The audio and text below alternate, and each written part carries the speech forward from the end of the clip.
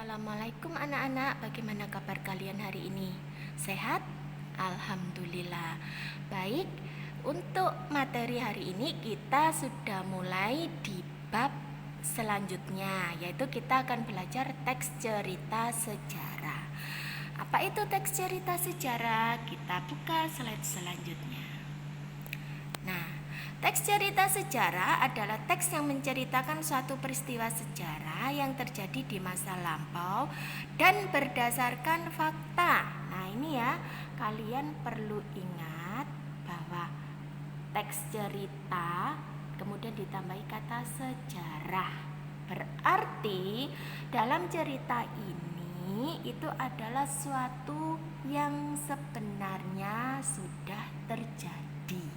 Nah, berarti bukan fiksi lagi ya.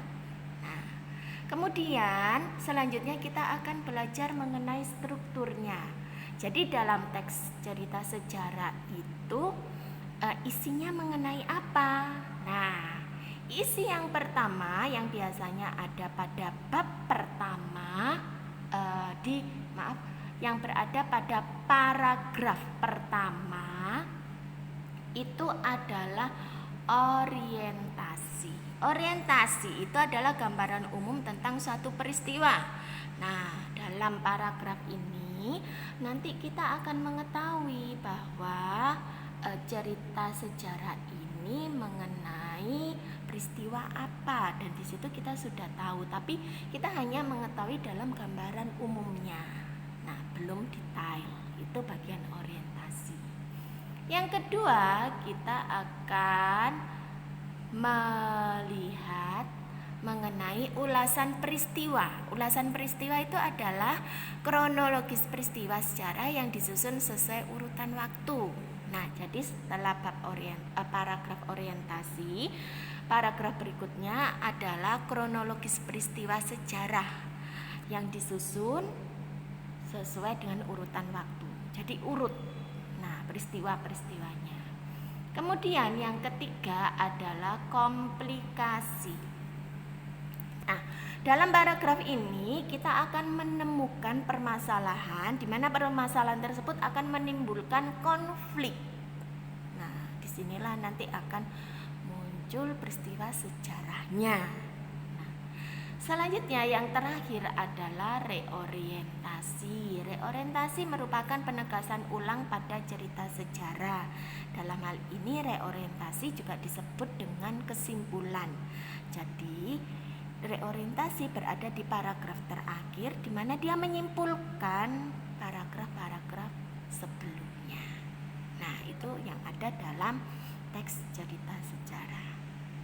Selanjutnya kita akan belajar mengenai ciri kebahasaannya. Jadi bahasa apa saja yang ada dalam teks cerita sejarah. Yang pertama, yang ini ya, menggunakan kata yang menyatakan urutan waktu. Urutan waktu ini digunakan pada konjungsi atau kata penghubung yang disebut kronologis atau temporal. Contohnya kata penghubungnya adalah sejak saat itu, setelah itu, mula-mula, kemudian. Contohnya ini, setelah juara gulat itu pergi, sang adipati bangkit. Nah, mana ini konjungsinya yang merupakan kronologis atau temporal? Betul, setelah. Ini ya. Selanjutnya yang kedua, menggunakan kata kerja yang menggambarkan suatu tindakan atau yang disebut kata kerja material. Nah, contohnya di depan Ratu Biksuni Gayatri yang berdiri, Sri Gitarja duduk bersimpuh. Mana kata kerja materialnya? Ya, betul, berdiri. Nah, bersimpuh, betul. Yang ketiga, menggunakan kalimat tak langsung sebagai cara menceritakan tuturan seorang tokoh. Misalnya ada kata bahwa, menceritakan tentang, menurut, mengungkapkan, menuturkan, menyatakan. Nah, ini contohnya. Ryuk Samudra menyatakan bahwa dia masih bingung dengan semua penjelasan. Mana kata kalimat tak langsungnya? Ya benar, menyatakan. Nah, itu ciri kebahasaan.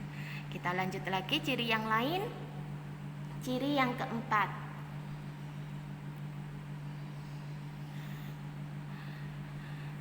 menyatakan suatu yang dipikirkan atau dirasakan oleh tokoh atau yang disebut kata kerja mental. Misalnya merasakan, menginginkan, mengharapkan, mendambakan, menganggap. Contoh, Gajah Mada sependapat dengan jalan pikiran Senopati Gajah Enggon. Nah, ini mana yang dipikirkan atau kata kerja mentalnya? Iya benar, sependapat. Selanjutnya, contoh yang kelima, menggunakan kata-kata sifat untuk menggambarkan tokoh, tempat, atau suasana. Contohnya, dari apa yang terjadi itu terlihat betapa besar wibawa Gajah Mada. Nah di sini kata sifatnya yang mana? Betul, wibawa. Nah, ini ya. Selanjutnya ada gaya bahasa atau yang disebut majas. Contohnya ya, gaya bahasa itu ada majas personifikasi, metafora, hiperbola, pleonasme dan sebagainya. Itu kan sudah pernah kalian pelajari waktu SMP. Nanti akan Bu Debi ulas lagi ya di PPT berikutnya. Yang terakhir ada kalimat simpleks atau yang disebut kalimat tunggal dan kalimat kompleks yang disebut kalimat majemuk. Maaf, ini ada kurung tutupnya. Ada kurung tutupnya ya ini ya, maaf ya, tadi kurang. Nah, ini ya kurung tutupnya. Kalimat simpleks atau yang disebut kalimat tunggal dan kalimat kompleks atau yang disebut kalimat majemuk. Nah, ini akan saya bahas di PPT berikutnya. Selanjutnya dalam teks cerita sejarah itu, karena ini adalah sebuah cerita, jadi sama halnya dengan karya sastra ya. Cuma ini bedanya, dalam cerita sejarah itu apa yang diceritakan benar-benar terjadi. Kalau kayak karya sastra kan berupa imajinasi atau hayalan. Nah, sama tapi unsur pembangunnya itu ada unsur intrinsik yang meliputi tema, penokohannya.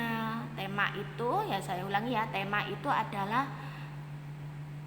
isi ceritanya tentang apa. Apakah tentang memang semua teks sejarah kebanyakan adalah tentang kepahlawanan. Mungkin ada unsur-unsur yang tema-tema yang lain nanti kita baca lagi di buku paket ya, contohnya ya.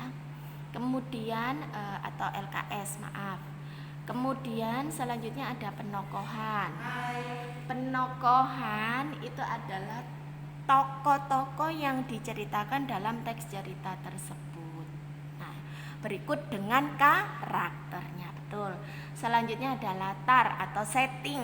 Latar itu ada, ya benar, tempat, suasana, dan waktu. Kemudian ada alur. Alur itu adalah ya jalan ceritanya. Nah, kebanyakan kalau cerita sejarah alurnya itu pasti alur maju atau dia urut. Karena tadi kan dia cerita ciri kebahasaannya teks cerita sejarah itu kan mengandung konjungsi kronologis. Jadi urut. Selanjutnya yang terakhir amanat atau pesan yang disampaikan dalam cerita tersebut. Unsur selanjutnya adalah ekstrinsik, meliputi. Nah, unsur ekstrinsik itu adalah cerita yang berkaitan dengan kehidupan pribadi pengarang. Nah, jadi nanti dikaitkan dengan kehidupan pribadi pengarang dan nilai-nilai yang terkandung dalam teks cerita sejarah tersebut. Itu ya. Nah, itu adalah unsur yang membangun. Nah, Demikian anak-anak, sepenggal ulasan mengenai teks cerita sejarah. Dari penjelasan ini kalian juga cek di buku paket atau LKS mengenai teks cerita sejarah. Di situ ada contoh-contoh teks cerita sejarah. Kamu bisa membaca dan membandingkan dengan ulasan yang sudah saya berikan ini, ya. Kamu pahami? Bila kamu kurang paham, silakan bertanya di bagian kolom, tambahkan kolom di forum, ya. Tetap semangat, belajar yang giat. Jangan lupa tugas-tugasnya diselesaikan. Saya akhiri. Wassalamualaikum warahmatullahi wabarakatuh.